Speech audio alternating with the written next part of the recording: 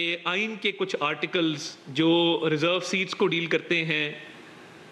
مخصوص نشستوں کے حوالے سے بات چیت کرتے ہیں، ان آرٹیکل سے باہر جا کر یہ فیصلہ لکھا گیا ہے. یعنی سپریم کورٹ کے آنریبل 2 جج صاحبان نے اپنے تفصیلی فیصلے میں جو اختلافی نوٹ لکھا ہے، انہوں نے اس بات پہ بھی سوال اٹھایا کہ 15 دن گزر جانے کے باوجود اکثریتی فیصلہ جو ہے وہ تفصیلی فیصلہ جاری کیوں نہیں کیا جا سکا.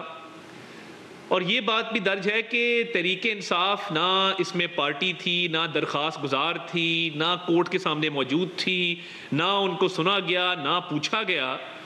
تو کس طریقے سے نہ اس میں پارٹی تھی، نہ درخواست گزار تھی، نہ کورٹ کے سامنے موجود تھی، نہ ان کو سنا گیا، نہ پوچھا گیا، تو کس طریقے سے ان 81 ممبران کو ریلیف دے دیا گیا جنہوں نے عدالت کے سامنے کوئی ایفیڈیوٹ جمع نہیں کرایا تھا،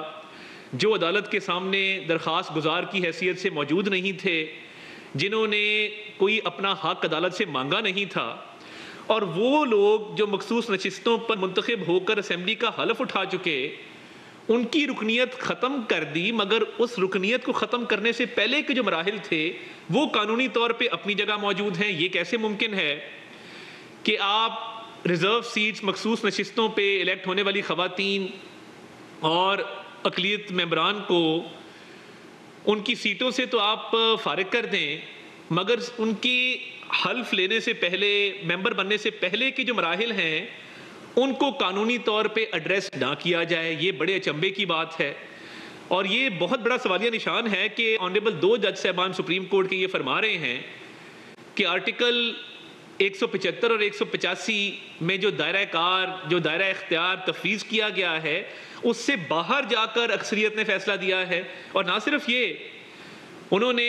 آئین کے آرٹیکل 51 کی، آرٹیکل 63 کی، آرٹیکل 106 کی بات کی ہے کہ یہ آئین کے آرٹیکلز کو معطل کرنا پڑے گا اس فیصلے پر عمل درآمد کرانے کے لیے. اور حقیقت بھی یہی ہے کہ یعنی وہ ممبران جو سنی اتحاد کونسل کے ممبر ہیں وہ کہہ ہی نہیں رہے کہ ہم نے پارٹی چینج کرنی ہے، تو کیا یہ فلور کراسنگ ہوگی کہ جب وہ ہاؤس میں سنی اتحاد کونسل سے اٹھ کے تحریک انصاف کی صفوں میں بیٹھیں گے؟ کیا یہ آرٹیکل 62(1)(f) کی وائلیشن نہیں ہوگی؟ کیا آرٹیکل 63 کی وائلیشن نہیں ہوگی؟ یہ کیسے ممکن ہے کہ آپ فلور کراسنگ کریں، ایک پارٹی کا آپ ایفیڈیوٹ دے چکے، کیا مستقبل کے اندر بھی اس بات کو جواز بنایا جائے گا کہ جو بھی member of parliament floor crossing کرنا چاہے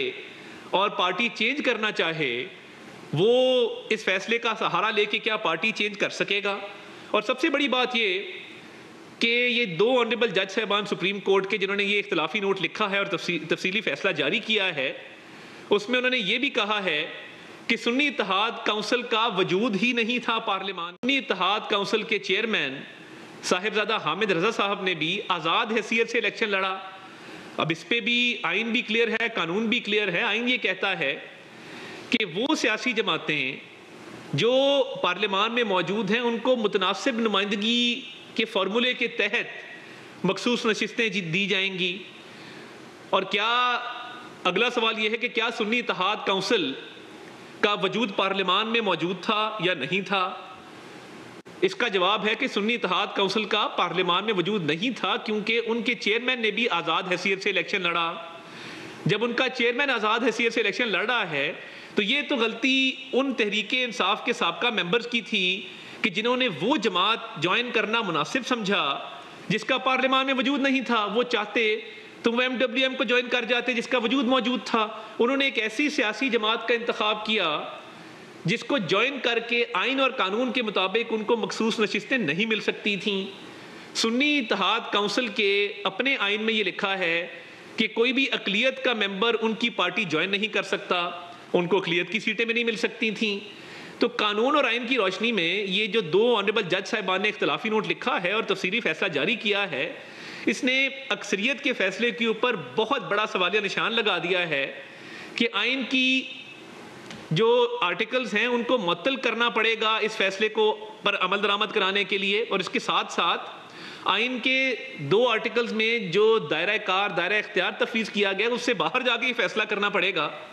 تو یہ جو کلاک ریورس ہوا ہے، ہم تو یہی کہہ رہے تھے پہلے دن سے کہ نہ صرف کلاک ریورس کیا گیا ہے، کلاک ریورس کرنے کے ساتھ ساتھ وہ ریلیف دیا گیا ہے جو مانگا نہیں گیا تھا،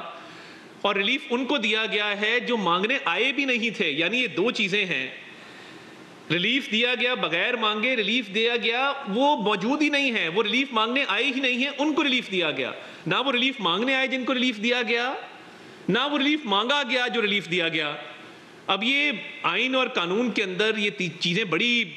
واضح طور پہ درج ہیں، اور یہ اتنے آئین کے آرٹیکلز کو وائلیٹ کر کے قانون کی ایک تاثر یہی ملتا ہے. قانونی ماہرین نے بھی اس پہ روشنی ڈالی کہ اتنے آئین کے آرٹیکلز کو وائلیٹ کرنے کے بعد، قانون کو جو ہے وہ الیکشن ایکٹ 2017 کو وائلیٹ کرنے کے بعد، پھر یہ ممکن ہے کہ یہ ریلیف دیا جا سکے ایک ایسی پارٹی کو جو عدالت کے سامنے نہیں ہے، جس نے عدالت کے سامنے کوئی درخواست نہیں دی، کوئی صدا نہیں رکھی، اور کسی نے اس اقدام کو چیلنج نہیں کیا کہ یہ سنی اتحاد کونسل میں گئے تھے. یا تو اس اقدام کو چیلنج کیا جاتا کسی کی طرف سے کہ جی ہم سنی اتحاد کونسل میں گئے ہیں، اور کوئی اس کو چیلنج کرتا کہ جی سنی اتحاد کونسل میں نہیں جا سکتے تھے، تب تو ان کو تحریک انصاف کا ممبر تصور کیا جاتا، بالکل تصور کیا جاتا. اس کے ساتھ ساتھ وہ مخصوص نشستوں پہ جو منتخب ہو گئے تھے لوگ، ان کی جو حق تلفی ہوئی ہے ان کو بھی نہیں سنا گیا، نہ ان کو بلایا گیا. اور وہ تمام ممبران جو ہیں ان کا پورا پروسیس ہے، ایک شیڈول کے تحت وہ لسٹیں گئی ہیں الیکشن کمیشن میں، ان لسٹوں کی بنیاد پر ان کی شارٹ لسٹنگ ہوئی ہے، اسکروٹنی ہوئی ہے، اس جانچ پڑتال کے بعد ان کا نوٹیفیکیشن ہوا ہے. نوٹیفیکیشن ہونے کے بعد انہوں نے اسمبلی کے ممبر کے طور پہ حلف اٹھایا ہے، تو ان کی رکنیت تو ختم کر دی گئی، مگر وہ باقی سٹیپس کو ایڈریس نہیں کیا گیا. تو یہ بالکل سمجھ سے باہر ہے. اور دیکھیے یہ جو آنریبل جج صاحبان نے کہا ہے کہ 15 دن گزر جانے کے باوجود اکثریتی جو فیصلہ تھا وہ کیوں جاری نہیں کیا جا رہا، اس کا تفصیلی فیصلہ، یہ بہت بڑا سوالیہ نشان ہے. اور ہم نے جب ریویو فائل کیا، ہم یہ سمجھتے تھے کہ ریویو کو بھی سماعت کے لیے مقرر کیا جائے، اور ریویو ہم نے بھی دائر کیا، مسلم لیگ نون نے، پیپلز پارٹی نے دائر کیا، اور ابھی تک ریویو دائر کرنے کے باوجود اس کو سماعت کے لیے مقرر نہیں کیا گیا. اور یہ بھی تاثر ملتا ہے کہ دیکھیے چھٹیاں دنیا میں کسی بھی کانسٹیٹیوشنل فریم ورک کے اندر کسی ادارے کی چھٹیاں نہیں ہوتی، تو یہ چھٹیوں کا بھی ایک معاملہ سامنے آ رہا ہے. اور میں یہ سمجھتا ہوں کہ جو آئینی اور قانونی نکات اٹھائے گئے ہیں آنریبل جج صاحبان کی طرف سے، ان کا ایڈریس ہونا انتہائی ضروری ہے. اور انہوں نے جو آئین کے آرٹیکلز کو معطل کرنے کے حوالے سے بات کی ہے کہ معطل کر کے عمل درآمد ہوگا، یہ بہت بڑا لیگل فریم ورک کے اوپر ایک بہت بڑا سوالیہ نشان ہے. تو یہ مخصوص نشستوں کے حوالے سے اس پارٹی کو جس کا وجود نہیں تھا، یہ 2 پارٹیاں ہیں، سنی اتحاد کونسل کا الیکشن میں وجود نہیں ہے، پارلیمان میں وجود نہیں ہے، اس کے باوجود جو ہے وہ کلیمنٹ تھے مخصوص نشستوں کے، اور تحریک انصاف تو سرے سے موجود نہیں تھی، نہ عدالت میں نہ کہیں اور. تو کیا اسی درخواست کے تحت اتنا بڑا ریلیف بن مانگے بن آئے دیا جانا چاہیے تھا؟ اس کا جواب ابھی آنا باقی ہے. اور میں سمجھتا ہوں کہ یہ بڑے سنجیدہ قانونی نکات اٹھائے گئے ہیں جن کا جواب بھی ملنا ضروری ہے، اور تفصیلی فیصلے کا بھی آنا ضروری ہے. ورنہ یہ جس طریقے سے یہ ایک تاثر ملا ہے ون سائیڈڈ ریلیف کا، اس سے پورے ملک میں آئین کو، قانون کو دھچکا لگے گا،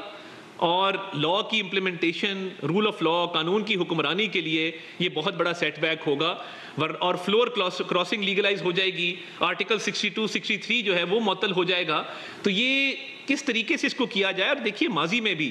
جب آرٹیکل 63A کی انٹرپریٹیشن کی گئی، اس وقت یہ کہا گیا کہ ووٹ ڈلے گا، ووٹ ڈالا جائے گا، وہ کاؤنٹ نہیں ہوگا، رکنیت بھی ختم ہوگی. اب یہ کہا جا رہا ہے کہ آپ پارٹی بھی چینج کر لیں اور اس پارٹی میں چلے جائیں جس کا وجود ہی نہیں تھا، اور اس پارٹی سے اس پارٹی میں چلے جائیں کہ جو الیکشن میں موجود نہیں تھی. تو